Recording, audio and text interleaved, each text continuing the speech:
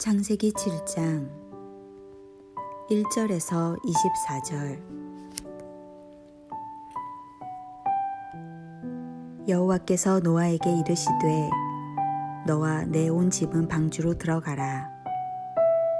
이 세대에서 내가 내 앞에 의로움을 내가 보았음이니라. 너는 모든 정결한 짐승은 암수 7씩 부정한 것은 암수 2씩을 내게로 데려오며 공중의 새도 암수 7씩을 데려와 그 씨를 온 지면에 유전하게 하라. 지금부터 7일이면 내가 40주야를 땅에 비를 내려 내가 지은 모든 생물을 지면에서 쓸어버리리라. 노아가 여호와께서 자기에게 명하신 대로 다 준행하였더라. 홍수가 땅에 있을 때에 노아가 600세라. 노아는 아들들과 아내와 며느리들과 함께 홍수를 피하여 방주에 들어갔고 정결한 짐승과 부정한 짐승과 새와 땅에 기는 모든 것은 하나님이 노아에게 명하신 대로 암수 2씩 노아에게 나와 방주로 들어갔으며 7일 후에 홍수가 땅에 덮이니 노아가 600세 되던 해 둘째 달 곧 그 달 11의 날이라. 그날에 큰 기쁨의 샘들이 터지며 하늘의 창문들이 열려 40주야를 비가 땅에 쏟아졌더라. 곧 그 날에 노아와 그의 아들 셈, 함, 야벳과 노아의 아내와 세 며느리가 다 방주로 들어갔고 그들과 모든 들짐승이 그 종류대로 모든 가축이 그 종류대로 땅에 기는 모든 것이 그 종류대로 모든 새가 그 종류대로 무릇 생명의 기운이 있는 육체가 둘씩 노아에게 나와 방주로 들어갔으니 들어간 것들은 모든 것의 암수라. 하나님이 그에게 명하신 대로 들어가매 여호와께서 그를 들여보내고 문을 닫으시니라. 홍수가 땅에 40일 동안 계속된지라. 물이 많아져 방주가 땅에서 떠올랐고 물이 더 많아져 땅에 넘침에 방주가 물 위에 떠다녔으며 물이 땅에 더욱 넘침에 천하의 높은 산이 다 잠겼더니 물이 불어서 15규빗이나 오르니 산들이 잠긴지라. 땅 위에 움직이는 생물이 다 죽었으니 곧 새와 가축과 들짐승과 땅에 기는 모든 것과 모든 사람이라. 육지에 있어 그 코에 생명의 기운의 숨이 있는 것은 다 죽었더라. 지면의 모든 생물을 쓸어버리시니 곧 사람과 가축과 기는 것과 공중의 새까지라.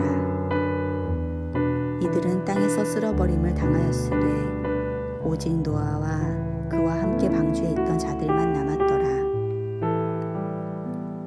물이 150일을 땅에 넘쳤더라.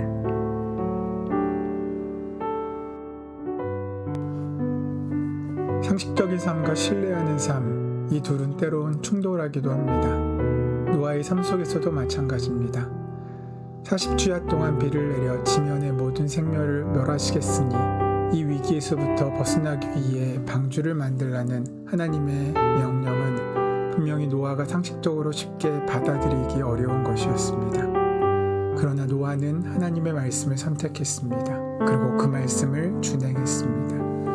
그 결과 노아는 의의 후사가 됩니다. 여기서 중요한 사실 하나는 의로움이란 곧 하나님의 말씀을 온전히 믿는다는 것입니다. 때때로 삶 가운데 상식이라는 것에 어긋나는 듯한, 때론 이해할 수 없는 듯한 상황이 우리에게 주어질 수도 있습니다. 하지만 바로 그것까지도 하나님을 신뢰하기 때문에 말씀에 합당한 삶을 사는 사람, 바로 그 사람이 의인입니다. 사실 성경 전체의 관점으로 본 노아의 하나님 신뢰는 하나님의 크신 역사와 경륜 속에서 한 부분으로 쓰임을 받고 있으며 새로운 역사의 출발점이 되고 있습니다. 하나님의 말씀을 듣고 행하는 사람만이 그 말씀이 이루어질 때 은혜를 받게 됩니다. 반면에 하나님의 말씀을 의심하며 가볍게 생각하는 사람, 그는 곧 하나님의 은혜에서 멀어지게 됩니다. 우리가 알아야 할 것은 하나님의 말씀을 하나님의 말씀으로 받아들이지 못하는 삶, 소위 자신의 상식을 잣대로 하나님의 말씀을 저울질하는 삶은 그 인생은 건조해지고 마르고 쓸쓸해질 뿐이라는 것입니다. 반면에 신뢰하는 삶을 상식적인 삶으로 살아가는 사람, 그는 반드시 의의 후사가 되는 것입니다. 하나님께서 노아를 의롭다고 하신 이유가 바로 여기 있습니다. 1절 말씀을 보시면 하나님께서 노아에게 이르시되 너와 내 온 집은 방주로 들어가라. 이 세대에서 내가 내 앞에 의로움을 내보았음이라. 인격적으로 신뢰가 있을 때 하나님은 하나님과의 바른 관계를 맺을 수 있습니다. 그래서 사람은 하나님을 믿고 신뢰하는 것을 통해 의로운 자라고 인정받습니다. 성경에서 의로움은 윤리적 의미에서의 완벽함을 의미하지 않습니다. 그보다는 사람이 하나님과의 바른 관계에 놓여 있는 것을 말하고 있습니다. 이는 매우 중요한 사실입니다. 그분과의 바른 관계에서 하나님의 말씀을 받아들이는 것, 이것이 노아의 의인 것입니다. 노아는 마른 땅 위에 방주를 지으라는 하나님의 요구를 땀 흘리며 이 말씀에 준행했습니다. 눈에 보이는 상식이 아닌 말씀을 따라 그 말씀에 순종한 것, 이것이 하나님께서 노아를 의롭다고 하신 이유였습니다. 말씀을 믿고 하나님의 요청대로 실천하는 사람, 그 사람이 의인입니다. 이것이 노아, 아브라함, 하박국에서 나타나고 사도 바울에게서 더욱 드러납니다. 예수님이 십자가에서 우리 죄를 위하여 돌아가셨다는 사실을 믿는 자, 곧 그가 의인입니다. 하나님은 앞으로 홍수를 땅에 일으켜 무릇 생명의 기식이 있는 육체를 천하에 멸절하리라고, 땅에 있는 건 다 죽으리라고 말씀하셨습니다. 이제 그 말씀이 이루어집니다. 그 성취됨을 우리는 11절에서 12절 말씀에 보게 됩니다. 노아가 600세 되던 해 2월 곧 그달 17일이라 그날에 큰 기품의 샘물이 터지며 하늘의 창들이 열려 40주야를 비가 땅에 쏟아졌더라. 이미 창세기 6장에서 오래전에 있었던 하나님의 결정, 곧 홍수가 이제 7장에서는 현실이 되고 있는 것입니다. 그 말씀이 성취되고 있다는 뜻입니다. 지금까지 노아는 홍수를 경험한 적이 없었습니다. 노아뿐 아니라 모든 인류 역시 마찬가지였습니다. 마침내 그는 하나님이 말씀하시던 홍수를 경험하게 됩니다. 하나님은 인생을 향하여 시건하지 않으시는 분이라고 성경은 말씀합니다. 그분은 한번 말씀하신 그 말씀을 곧 이루시는 분이십니다. 그 시기가 언제인지가 문제이지 하나님의 말씀은 반드시 성취됩니다. 우리는 이 사건을 말씀과 성취라는 관점에서 볼 수 있어야 합니다. 하나님께서는 당신의 우주 경영의 경륜 속에서 종종 역사 속에 이루어질 중대한 사건을 미리 말씀하신 경우가 있습니다.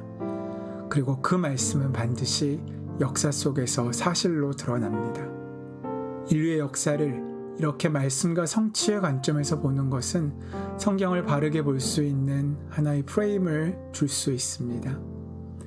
다시 홍수 사건을 통해 좀 더 쉽게 말씀드리면 다 죽으리라에서 다 죽었다로 바뀌는 것입니다. 다 죽으리라는 말씀은 오래전에 하신 말씀입니다. 다 죽으리라와 다 죽었다, 이 사이에는 굉장히 긴 시간이 있었습니다. 사실 그 기간은 하나님께서 인생들을 긍휼히 여기사 죽음에서 면제시키고 유예시키신 시간입니다. 그러나 안타깝게도 그 기간 동안 사람들은 노아를 통해 주어진 하나님의 구원의 말씀을 외면했습니다. 그 결과 다 죽었습니다. 말씀이 사실이 되어버린 것입니다. 이것이 곧 말씀의 성취입니다. 분명한 명제입니다. 하나님의 말씀은 반드시 성취되어 사실이 됩니다. 하지만 그 성취는 자동적으로 이루어지는 것이 아니라 믿는 사람들의 순종과 실천을 통해 이루어집니다. 거대한 방주를 짓는 일은 엄청난 시간과 노력 그리고 기술이 필요한 위대한 업적입니다. 하지만 성경은 그 위협을 찬양할 겨를이 없습니다. 그보다 훨씬 더 위대한 사실은 노아의 순종을 통해 하나님께서는 인류를 멸망시키지 않으시고 새로운 희망 가운데 새롭게 시작하시는 희망의 씨앗을 주신 것입니다. 하나님의 귀한 역사와 은혜를 기억하는 것. 그래서 주님께서 하신 말씀이 분명히 우리 삶 가운데 이루어질 텐데 그 말씀이 힘들고 어려운 죽음의 결과가 아닌 하나님의 살리시는 역사가 되는 은혜를 경험하는 하루가 되기를 소원합니다. 그래서 우리를 내어드리고 우리를 통하여 이루시는 주의 말씀을 만나고 누리는 오늘 하루 되시기를 소원합니다. 온 세상을 통치하신 하나님 아버지, 주님이 우리의 창조자이시고 통치자이심을 믿고 우리의 삶의 모든 시간과 계획 속에서 주의 말씀에 무릎 꿇고 순종하는 은혜를 허락하고 만나게 하여 주시옵소서. 무엇이 참되고 영원한 것인지 분별하는 지혜를 가지고 살게 하여 주시옵소서. 주님께서 인도하실 줄 믿사오며 감사하며 예수님의 이름으로 기도드립니다. 아멘. 이제 주신 말씀을 묵상함으로 마음에 심고 그 말씀이 우리의 삶과 함께 동행할 수 있도록 하루를 시작하는 귀한 은혜의 기도의 시간을 함께 갖겠습니다.